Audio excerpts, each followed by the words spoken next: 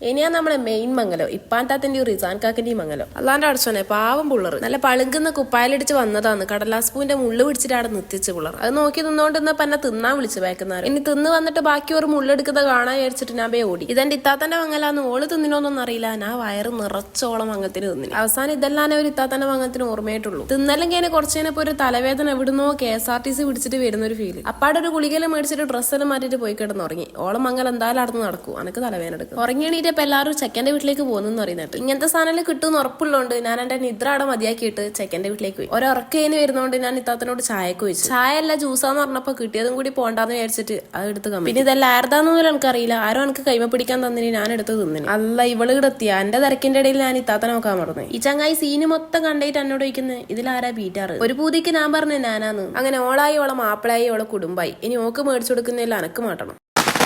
ഒരു ടൈം അങ്ങോട്ടും ഇങ്ങോട്ടും തെറ്റിയിട്ടുണ്ടെങ്കിൽ ഉപ്പാപ്പാന്റെ വായിന്ന് പോകുകയേനെ